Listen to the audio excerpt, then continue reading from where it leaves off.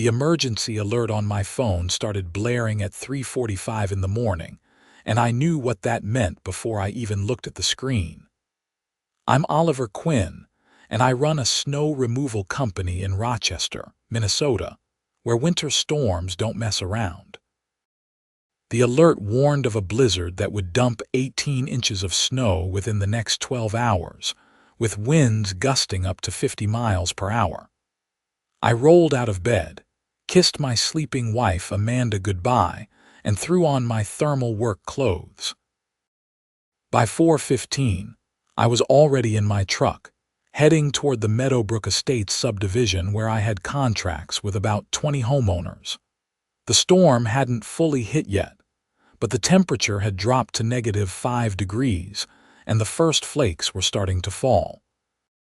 I'd been running my snow removal business for 8 years now, and I knew exactly how these Minnesota blizzards worked. You had to get ahead of them, or you'd be fighting a losing battle. My truck had a heavy-duty snowplow mounted on the front, and I'd spent good money on a commercial-grade unit that could handle the toughest conditions. The engine rumbled as I drove through the quiet streets, and I could see my breath, even inside the heated cab. Meadowbrook Estates was one of those newer developments with an HOA that had more rules than the federal government. Every mailbox had to be the same color. Every lawn had to be maintained to specific standards. Every Christmas decoration had to be approved and removed by January 5th. But the money was good, and most of the residents were decent people who appreciated someone willing to work in sub-zero temperatures to keep their driveways clear. I'd signed contracts with them back in October, and everything had been running smoothly through the first few snowfalls of the season.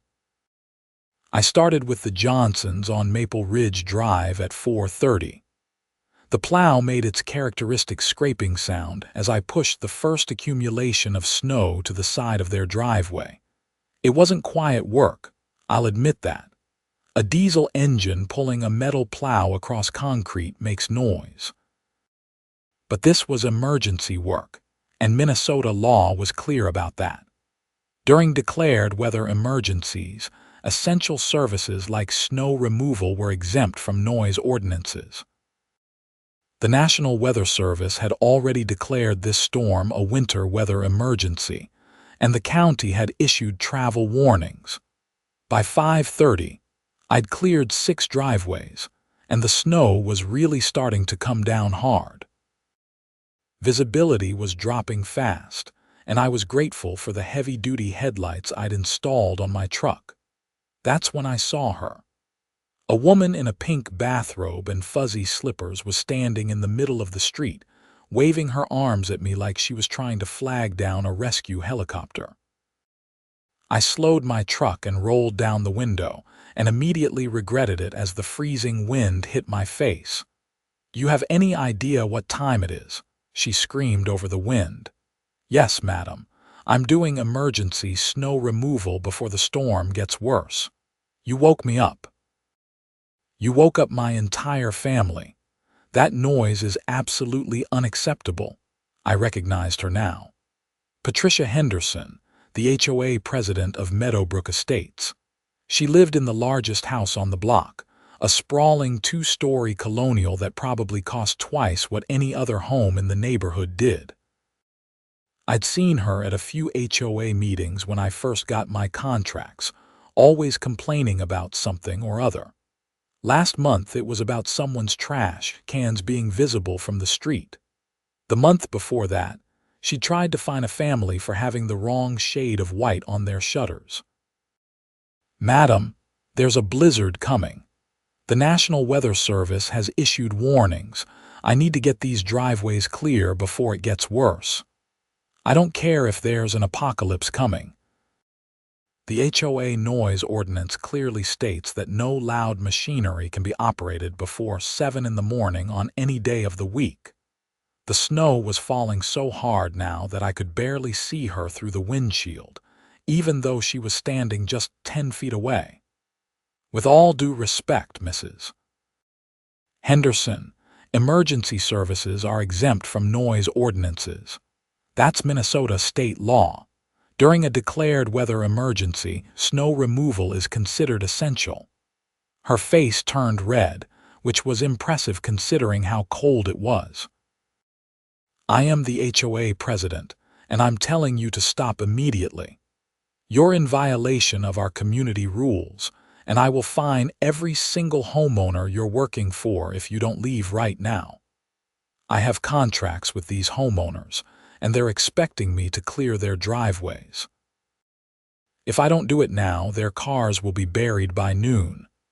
Then they'll just have to dig themselves out. Now leave before I call the police. I took a deep breath and tried to keep my voice calm. Madam, you're welcome to call the police. They'll tell you the same thing I'm telling you. But right now, I need to finish my work, and you need to get back inside before you get frostbite. She pointed a finger at me that looked like it was already turning blue. You haven't heard the last of this, Mr. Quinn. I will make sure you never work in this neighborhood again. She turned and stomped back toward her house, her fuzzy slippers getting soaked in the accumulating snow. I rolled up my window and sat there for a moment, letting the heater warm my face back up. This wasn't the first time I'd dealt with an angry HOA member, but it was the first time someone had confronted me in the middle of a blizzard while wearing pajamas. I continued my route, clearing the Petersons' driveway, then the Changs, then the Martins. Each scrape of the plow echoed through the quiet morning, and I could see lights turning on in houses as people woke up. But what was I supposed to do? Let them all get snowed in? By 7 in the morning, when Patricia's precious noise ordinance would allow me to work, there would be a foot of snow on the ground, and the storm would be at its peak. It would take 3 times as long to clear each driveway, and some of these people had to get to work, had to get to the hospital, had to live their lives. At 6:15, just as I was finishing up the Williams driveway, a Rochester Police Department cruiser pulled up behind me. An officer got out and I recognized him immediately. Officer Mike Chen and I went to the same gym, and we'd spotted each other on the bench press more times than I could count. "Hey, Oliver," he said, walking up to my window with snow already accumulating on his uniform hat. "Got a noise complaint about you. Let me guess. Patricia Henderson, how'd you know?" He was trying not to smile. "She came out here in her bathrobe an hour ago and threatened me." Mike shook his head. "Listen, I have to respond to the complaint, but you're completely in the clear. The county declared this a weather emergency at 3 this morning. Emergency services are exempt from all noise ordinances during the emergency period. I already explained this to Mrs. Henderson on the phone, but she insisted I come out here and cite you anyway. Can you do me a favor and document that you told me I'm good to continue working?" "Already done. I'm writing up a report right now that states you're in compliance with all local and state laws. If she tries to fine anyone, they can use this report to fight it." He pulled out his citation book and started writing, more to make it official than anything else. "Thanks, Mike. I appreciate it." "No problem. Stay safe out here. It's getting nasty." He trudged back to his cruiser, and I watched as he sat inside for a few minutes, probably finishing his report. Then he drove off, his taillights disappearing into the white curtain of falling snow. By 8 in the morning, I'd cleared all 20 driveways on my route, and the storm was in full force. The wind was howling so loud I could barely hear my own engine. I decided to make a second pass on some of the earlier driveways since they'd already accumulated several more inches. That's when I saw Patricia standing on her front porch, talking on her phone and pointing at me. I had a bad feeling about what was coming next. Sure enough, as I was clearing the Johnsons' driveway for the second time, my phone rang. It was Tom Johnson, one of my regular clients and a genuinely nice guy who worked as a pharmacist at Mayo Clinic. "Oliver, I just got an email from the HOA. Patricia is threatening to fine me $500 for violating the noise ordinance by hiring you to plow during prohibited hours. Tom, I just talked to the police. Emergency services are exempt from noise ordinances during weather emergencies. The county declared this storm an emergency early this morning. I know. I tried explaining that to her, but she says the HOA rules supersede local ordinances. She's sending violation notices to everyone you plowed for. People are freaking out in the neighborhood group chat. I gripped my steering wheel tighter. HOA rules can't supersede state law. That's not how any of this works. You try telling Patricia that. She's convinced she's right, and you know how she gets. Last year, she tried to fine the Gonzalez family because their teenage son's car was parked on the street overnight. She cited some rule about vehicles needing to be garaged. The kid's car was broken down and waiting for a tow truck. What happened with that? They had to hire a lawyer. Cost them $1,500 to fight a $500 fine, but they won. The lawyer told the HOA board that their rule was unenforceable, but Patricia just waited a few months and found something else to go after them for. This was getting ridiculous. Look, Tom, I'm going to finish my route and then I'm going to deal with this. Don't pay anything yet, I'll handle it. Thanks, Oliver, I really appreciate it. And seriously, thank you for coming out in this mess. I have to be at the hospital by 10, and there's no way I could have gotten out of my driveway without you. After I hung up with Tom, my phone started buzzing with texts and calls from other clients. They'd all received the same threatening email from Patricia. $500 fines for each of them, unless they acknowledged the violation, and agreed not to use my services during prohibited hours in the future. It was extortion, plain and simple, but dressed up in HOA bureaucratic language. By noon, the storm was at its peak, and I'd made a third pass on most of the driveways. The streets were nearly impassable, and I saw several cars stuck in the snow, their drivers frantically trying to dig themselves out. I helped a few of them, using my plow to clear a path. The temperature had dropped to -15, and the wind chill was somewhere around -40. This was dangerous weather, the kind that killed people who weren't prepared. When I finally made it home at 2 in the afternoon, I was exhausted, frozen, and angrier than I'd been in a long time. My wife Amanda was working from home, sitting at her laptop in our living room with a mug of coffee in her hands. She was a paralegal at a law firm downtown, and she looked up as I came in, tracking snow across the floor. "Rough morning?" she asked. "You have no idea." I told her everything, from Patricia's bathrobe confrontation to the threatening emails to my clients. Amanda listened quietly, and I could see that look in her eyes that meant she was already thinking like a legal professional. "She can't do that," Amanda said when I finished. HOA rules are essentially a private contract between homeowners, but they can't supersede state or local laws, especially not public safety laws. During a declared emergency, essential services are protected. That's what I told her, but she doesn't care.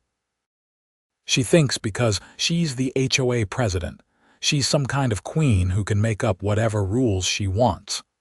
Amanda opened her laptop. "Let me do some research. This isn't really my specialty, but I know people at the firm who handle HOA disputes. In the meantime, tell your clients not to pay anything and not to sign anything acknowledging a violation." I spent the rest of the afternoon sending emails to all my clients, explaining the situation and advising them to hold off on responding to Patricia's demands. Most of them were grateful and supportive, but a few were nervous. The Yamadas, an elderly couple on Cherry Lane, called me in tears because Patricia had shown up at their house in person, demanding immediate payment and threatening to put a lien on their property if they didn't comply. That was it. That was the line for me. You don't terrorize elderly people in their own homes because you're mad about being woken up during a blizzard. I called Mike Chen at the police department and explained what Patricia was doing. He said that while it wasn't technically a crime to threaten HOA fines, showing up at someone's house and demanding money could potentially be considered harassment or intimidation, especially if the victims felt threatened. Document everything, Mike advised. Every email, every conversation, every interaction. If she keeps escalating, we might be able to do something about it. The next morning, the storm had passed, leaving Rochester buried under 19 inches of snow. The sun came out, making everything look like a postcard, all pristine white and glittering. I was back out at 5 in the morning, clearing the new accumulation from my clients' driveways. Patricia's house was dark and quiet as I drove past, and I wondered if she was finally sleeping or if she was inside plotting her next move. I got my answer at 7:30 when I received a certified letter delivered to my truck. The mail carrier found me on Maple Ridge Drive and handed me the envelope with an apologetic look. Inside was a formal notice from the Meadowbrook Estates HOA, signed by Patricia Henderson, informing me that I was banned from entering the subdivision. The letter claimed I was a disruptive presence, and that my flagrant violation of community standards had resulted in numerous complaints from residents. It stated that if I entered the neighborhood again, the HOA would seek a restraining order and potentially press charges for trespassing. I sat in my truck, reading the letter 3 times to make sure I wasn't misunderstanding it. She was trying to ban me from a public subdivision where I had legal contracts to provide services. This was insane. I called Amanda immediately. "She can't do that," Amanda said, and I could hear the anger in her voice. "She absolutely cannot do that. A homeowners association doesn't have the authority to ban service providers from entering a subdivision. The roads are public. The driveways belong to the individual homeowners. She's completely overstepping her authority. So what do I do? Keep working. Fulfill your contracts. And I'm going to talk to one of the partners at my firm who specializes in this stuff. We're going to bury her in legal paperwork." I continued my route that day, and Patricia was clearly watching because at 9 in the morning, 2 Minnesota State Patrol officers pulled me over as I was leaving the neighborhood. My heart was pounding as I rolled down my window, worried that Patricia had somehow convinced law enforcement to arrest me. "Morning, sir," one of the officers said. He was young, probably mid-20s, with a name tag that read Officer Davis. "We received a call about someone trespassing in this neighborhood." "I'm not trespassing, officer. I have contracts with homeowners here to provide snow removal services. Can I see those contracts?" I pulled out my folder from the passenger seat and showed him copies of all 20 signed contracts. He looked them over carefully while his partner, an older woman named Officer Stewart, examined my truck's commercial registration and business license. "Everything looks in order here," Officer Davis said, handing back my paperwork. "Who called in the complaint?" I'm guessing it was Patricia Henderson, the HOA president. "She's been harassing me and my clients because I was plowing during the storm yesterday morning." Officer Stewart leaned in. "During the declared emergency. You were working during the emergency period." "Yes, madam. I started at 4:30 yesterday morning. I have contracts with these residents, and I needed to clear their driveways before the storm got worse." She nodded. "You were completely within your rights to do that. Emergency services are protected during weather emergencies. The HOA president doesn't have any authority to override that." She's threatening to fine all my clients $500 each, and now she's trying to ban me from the neighborhood entirely." The two officers exchanged a look. "That's a civil matter, and we can't really get involved in HOA disputes," Officer Davis said. "But you're not trespassing and you're not breaking any laws. If she calls again, we'll tell her the same thing. Just keep copies of your contracts with you in case anyone else stops you." "Thank you, officers. I appreciate it." They drove off, and I sat there for a moment, trying to calm my racing heart. This was getting out of control. Patricia was wasting police resources, harassing my clients and threatening my livelihood, all because she'd been woken up during a storm emergency. I'd dealt with difficult customers before, but this was something else entirely. That afternoon, Amanda came home early with good news. Her firm had agreed to take on my case pro bono because one of the partners, a man named Richard Foster, lived in Meadowbrook Estates and had been one of the people who received Patricia's threatening emails. He was furious and saw this as an opportunity to finally challenge Patricia's reign of terror over the neighborhood. "Richard has been waiting for a chance to take her down," Amanda explained as we sat at our kitchen table, reviewing documents. "Apparently she's been abusing her position for years, but nobody's had the courage or resources to fight back. But this time, she went too far. She's threatening 20 different homeowners, plus trying to ban a legitimate business from operating. Richard thinks we have a strong case for harassment, abuse of authority, and possibly even extortion." "Extortion?" "She's demanding money under threat of further punishment. That fits the legal definition. It's a stretch, but Richard wants to explore it. At minimum, we can get a court order stopping her from imposing these fines and from interfering with your business." Over the next week, things escalated rapidly. Richard filed a lawsuit on behalf of all 20 homeowners, plus my business, against Patricia Henderson and the Meadowbrook Estates HOA board. The suit alleged abuse of authority, harassment, attempted extortion, and violation of Minnesota business laws. The local news got wind of the story, and suddenly, I was doing interviews with reporters who loved the narrative of a hardworking small business owner standing up to an abusive HOA tyrant. Patricia did not react well to the publicity. She called an emergency HOA board meeting and tried to get the other board members to back her up, but most of them refused. 2 of them resigned on the spot, saying they wanted nothing to do with her vendetta. A third board member, a retired teacher named George Martinez, publicly condemned Patricia's actions and called for her removal as president. The neighborhood was divided. Most people supported me and were grateful for the snow removal services, but Patricia had her defenders. A small group of residents, mostly her personal friends, started a petition to have me permanently banned from the neighborhood. They claimed I was disruptive, reckless, and didn't care about the community's peace and quiet.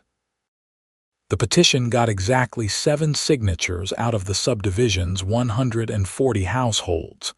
Meanwhile, Patricia doubled down on her threats. She sent out another round of emails, this time increasing the fines to $1,000 per household, and claiming that any homeowner who participated in the lawsuit against her would face additional penalties, including potential forced sale of their properties for violating HOA covenants. This was too much even for her supporters, and several of them withdrew their signatures from the petition. Richard was ecstatic when he saw the new emails. "She's digging her own grave," he told me during a meeting at his law office. "These threats are so over the top and so clearly illegal that we can probably get criminal charges filed. Threatening to force people to sell their homes, that's coercion, possibly criminal intimidation." "I just want to be able to do my job," I said. I don't need her to go to jail. I just need her to leave me and my clients alone. I understand that, Oliver, but this isn't just about you anymore. Patricia has been terrorizing this neighborhood for years. People are afraid of her. She's fined families for having children's toys visible in their yards. She's reported people to the city for code violations that don't exist. Last year, she tried to have a woman's emotional support dog removed because it wasn't on the approved breed list, even though emotional support animals are protected under federal law. Someone needs to stop her, and right now, you're the catalyst for that. The preliminary hearing for our lawsuit was scheduled for February 14th, about 3 weeks after the initial incident. In the meantime, another snowstorm hit Rochester and I faced a decision. Do I continue plowing for my clients and risk more harassment from Patricia? Or do I let them down and potentially lose their business forever? I decided to keep working. I wasn't going to let one angry person dictate how I ran my company. When the storm hit on a Friday night, I was out there at 4 in the morning, just like before. This time, Patricia didn't confront me in person. Instead, she sat in her car at the entrance to the neighborhood, taking pictures and videos of me with her phone. It was creepy and uncomfortable, but I ignored her and did my job. She posted the videos on social media, claiming I was brazenly violating a court order even though no court order existed. She created a whole narrative about how I was some kind of dangerous criminal who was menacing the neighborhood. Most people who watched the videos pointed out that I was literally just plowing snow, but Patricia's echo chamber of supporters praised her for standing up to intimidation. The situation took a darker turn when Tom Johnson called me on Sunday morning, 2 days after the storm. He was nearly hysterical. "Oliver, someone slashed my tires, all 4 of them, and they spray-painted traitor on my garage door. Did you call the police? They're here now. They think it's related to the HOA dispute." "Oliver, I'm scared. Jenny and I have 3 kids. What if someone comes after my family?" I drove over to Tom's house immediately. The police were taking photos of the damage, and I could see the word traitor in bright red paint across the white garage door. It was chilling. What had started as a dispute about noise ordinances had escalated into vandalism and possibly domestic terrorism. Officer Mike Chen was one of the responding officers, and he pulled me aside. "This is serious, Oliver. Whoever did this committed multiple crimes: criminal damage to property, intimidation, possibly hate crime charges depending on the motivation. We're treating this as a high-priority investigation. You think Patricia did it? I can't speculate on an ongoing investigation, but we'll be talking to everyone involved in this HOA dispute. If we find evidence connecting anyone to this crime, they'll be arrested and prosecuted to the full extent of the law." Over the next few days, 2 more families in the neighborhood reported similar vandalism. The Chang family's mailbox was destroyed with a baseball bat. The Petersons found a dead rat nailed to their front door with a note that said, "Rats hire rats." The police increased patrols in Meadowbrook Estates, and the local news was covering the story extensively. The headline in the Rochester Post-Bulletin read, "HOA dispute turns violent, multiple families targeted." The police investigation moved quickly. They obtained surveillance footage from several homes in the neighborhood, and the video told a disturbing story. A woman matching Patricia's description was seen near Tom Johnson's house around 2 in the morning on the night his tires were slashed. Another camera caught someone in a similar coat and build near the Chang family's mailbox. The license plate on the car matched Patricia's vehicle. On February 8th, 6 days before the scheduled court hearing, The Rochester Police Department arrested Patricia Henderson at her home.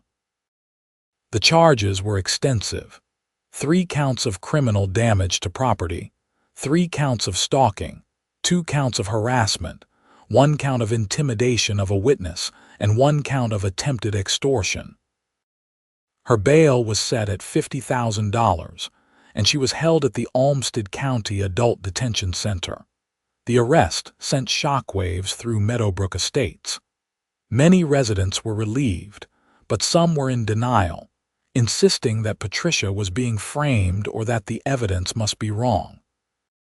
Her husband, a quiet man named Dale who worked in medical device sales, posted her bail after 2 days, and she was released with conditions that included no contact with any of the victims and no involvement with HOA activities. The criminal case moved parallel to the civil lawsuit. Richard Foster and his legal team were building a comprehensive case against Patricia and the HOA board, arguing that the board had been negligent in allowing Patricia to abuse her authority for years. They were seeking damages for all the families who had been harassed, fined, or threatened, plus compensation for my business losses and emotional distress. The preliminary hearing in February was surreal. Patricia showed up with her own lawyer, a slick-looking guy from Minneapolis who specialized in defending wealthy clients accused of white-collar crimes. He argued that Patricia was a dedicated volunteer who had been trying to maintain community standards, and that the whole situation had been blown out of proportion by a vindictive contractor and opportunistic neighbors. Judge Angela Morrison was not impressed.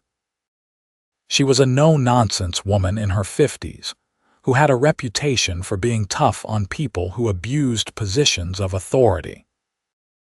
After reviewing the evidence, including the threatening emails, the police reports, and the video footage, she issued a preliminary injunction preventing Patricia from imposing any fines, taking any HOA enforcement actions, or contacting any of the plaintiffs. She also ordered the HOA to suspend Patricia from her role as president pending the outcome of the case. "Mrs. Henderson," Judge Morrison said, her voice sharp and clear, "you have systematically abused your position as HOA president to harass, intimidate, and extort your neighbors. The evidence presented today shows a pattern of behavior that is not only unethical but potentially criminal. You are prohibited from any involvement with the Meadowbrook Estates HOA until this matter is resolved. If you violate this order, you will be held in contempt, and I will not hesitate to impose jail time. Do you understand?" Patricia's face was red, and she looked like she wanted to argue, but her lawyer put a hand on her arm and whispered something in her ear. "Yes, Your Honor," she said through gritted teeth. The civil trial was scheduled for April, giving both sides time to prepare their cases. In the meantime, life in Meadowbrook Estates started to return to normal. The HOA board appointed an interim president, a level-headed accountant named Sarah Wu, who immediately reversed most of Patricia's controversial policies. The fines were canceled, and the board issued a formal apology to everyone who had been targeted. My business actually benefited from all the publicity. Other subdivisions in Rochester reached out to me, impressed by how I'd stood up to an abusive HOA. By March, I'd added 40 new clients and had to hire 2 additional employees to help with the workload. Amanda joked that Patricia had accidentally become my best marketing tool. The criminal trial began in late March. The prosecution had a strong case, with video evidence, text messages, and testimony from multiple victims. Patricia's defense argued that she'd been under stress, and that her actions, while perhaps misguided, didn't rise to the level of criminal behavior. They tried to paint her as a dedicated community volunteer who had made some mistakes, but didn't deserve criminal punishment. The jury didn't buy it. After 3 days of testimony and just 4 hours of deliberation, they found Patricia guilty on all counts except the attempted extortion charge, which the judge had dismissed for lack of sufficient evidence. The guilty verdicts carried potential sentences ranging from probation to up to 5 years in prison for the most serious charges. At the sentencing hearing in mid-April, victims were allowed to make impact statements. Tom Johnson spoke about the fear his family had experienced and how his children were still having nightmares about the vandalism. The Chang family described how they'd considered moving out of their dream home because of Patricia's harassment. Even some of Patricia's former supporters spoke, admitting that they'd been afraid to cross her and were relieved she could no longer hurt anyone. When it was my turn to speak, I kept it brief. "Your Honor, I'm a small business owner who was just trying to do my job during a blizzard. I wanted to help people, and Mrs. Henderson tried to destroy my livelihood because I woke her up. But this isn't just about me. It's about everyone who's ever felt powerless against someone who abuses authority. I hope this case sends a message that there are consequences for that kind of behavior." Judge Morrison sentenced Patricia to 18 months in prison on the most serious charge, with the other sentences to run concurrently. She was also ordered to pay restitution to all the victims, totaling over $40,000, and to complete anger management and mental health counseling. Her husband Dale sat in the courtroom with his head in his hands, and I almost felt sorry for him. He seemed like a decent guy who'd been married to a woman whose need for control had spiraled into criminality. The civil trial concluded a week later, and the outcome was even more favorable for us. The jury awarded damages to all 20 homeowners who had been threatened, plus significant compensation to my business for defamation and interference with contracts. The total judgment against Patricia and the HOA was over $300,000. The HOA's insurance covered most of it, but Patricia's personal assets were also on the line. More importantly, the court ordered sweeping reforms to the Meadowbrook Estates HOA governance structure. The bylaws were rewritten to include checks and balances on presidential authority, term limits, and a clear appeals process for any enforcement actions. No single board member would ever again have the power that Patricia had wielded. By May, Patricia was in prison, serving her sentence at the Minnesota Correctional Facility in Shakopee. Her house in Meadowbrook Estates went up for sale, and Dale moved to Minneapolis to be closer to family. The neighborhood held a spring cookout to celebrate their liberation, and I was invited as the guest of honor. It felt strange being celebrated for essentially just doing my job, but I understood what it meant to these people. They'd been living under Patricia's thumb for years, and now they were free. Tom Johnson raised a beer in my direction. "To Oliver Quinn, the Snowplow guy who accidentally started a revolution." Everyone laughed and cheered, and I felt Amanda squeeze my hand. We'd been through a lot over the past few months.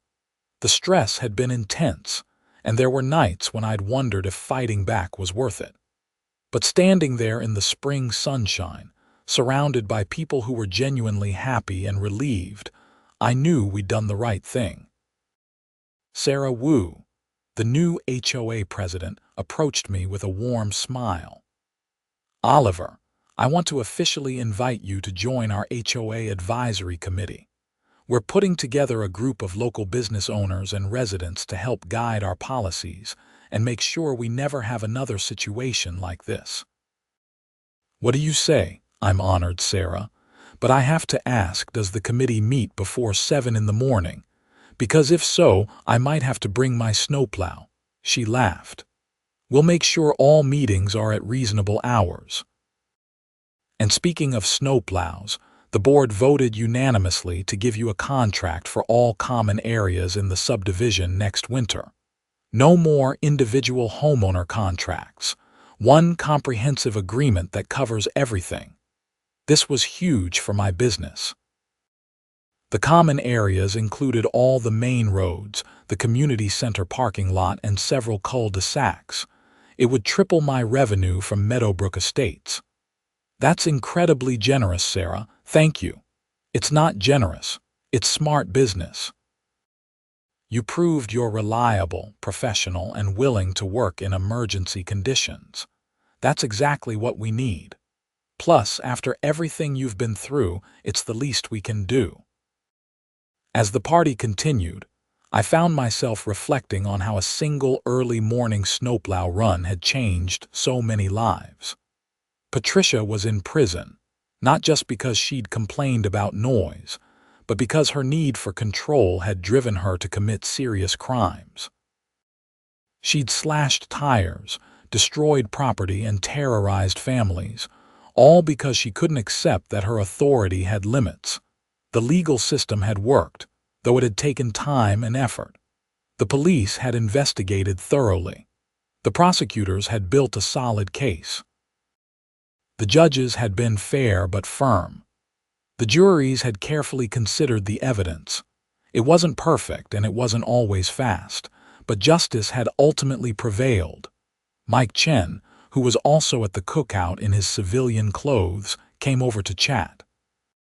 You know, Oliver, that first morning when I responded to the noise complaint, I never imagined it would end up like this. I thought it was just another cranky HOA president annoyed about early morning noise. So did I. I figured she'd complain, I'd explain the law, and that would be the end of it. Shows you never know what's lurking beneath the surface. Patricia had apparently been escalating for years. The department pulled records, and we found dozens of nuisance calls from her, mostly about neighbors doing things she didn't approve of. Nothing ever rose to the level where we could intervene, but there was definitely a pattern. Your situation just happened to be the one where she finally crossed too many legal lines. You think she'll actually serve the full 18 months? Hard to say. With good behavior, she might get out earlier, but she's also got those civil judgments hanging over her. Even after prison, she'll be paying restitution for years. Her life as she knew it is over. I felt a twinge of something, not quite sympathy but not satisfaction either.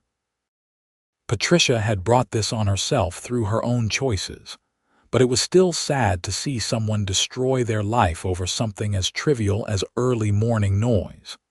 If she'd just let me do my job that first morning, none of this would have happened. She'd still be HOA president, still living in her big house, still married and free, but she'd chosen a different path. She'd chosen escalation over acceptance, retaliation over reason. She'd chosen to abuse her power rather than use it responsibly. And those choices had consequences. As summer arrived and the snow became a distant memory, life settled into a new normal. My business was thriving. Amanda got a promotion at her law firm, partly due to the positive attention from the case. The families in Meadowbrook Estates were happy and relieved, finally living without the constant fear of arbitrary fines and harassment. In July, I received an unexpected letter forwarded to me by Richard Foster's office. It was from Patricia, written from prison. I almost threw it away without reading it, but curiosity got the better of me. The letter was surprisingly coherent and reflective. Mr. Quinn, I doubt you want to hear from me, and I wouldn't blame you if you throw this letter away without reading it. But I need to write this, even if it's just for my own conscience. I want to apologize for what I put you through and what I put everyone in the neighborhood through. I've had a lot of time to think in here, and I've been working with a therapist to understand why I acted the way I did. The short version is that I had serious control issues stemming from my own anxieties and insecurities. Being HOA president gave me power, And instead of using that power responsibly, I used it to feel important and in control. When you challenged that, even inadvertently, I felt threatened. That doesn't excuse what I did. Nothing excuses vandalism, intimidation, or any of the other crimes I committed. But I want you to know that I understand now how wrong I was. I destroyed my marriage, my reputation, and my freedom because I couldn't let go of a petty grievance about being woken up early. I hope you and your family are doing well, and I hope the families I hurt can eventually forgive me, though I know I don't deserve it. Sincerely, Patricia Henderson. I read the letter twice, then showed it to Amanda. What do you think? I asked. I think she's genuinely reflecting on her behavior, which is good, but I also think she has a long road ahead to actually change. Recognizing you were wrong is just the first step. Should I respond? That's up to you. You don't owe her anything, but if you feel like it would bring you closure, go ahead. I thought about it for a few days, and eventually I wrote a brief response.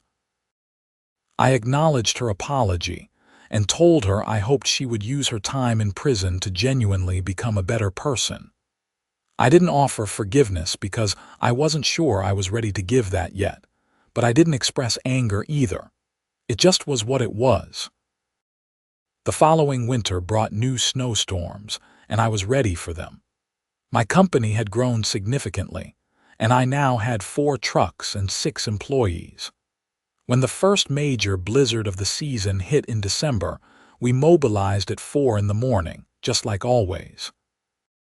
I drove through Meadowbrook Estates, plowing the common areas under my new contract, and nobody complained. Nobody confronted me in their bathrobe. Nobody threatened fines or legal action. It was just another day of honest work, providing a necessary service during dangerous weather. The way it should have been all along. As I pushed snow off Maple Ridge Drive, watching the sunrise paint the winter sky pink and orange, I thought about how much had changed in less than a year.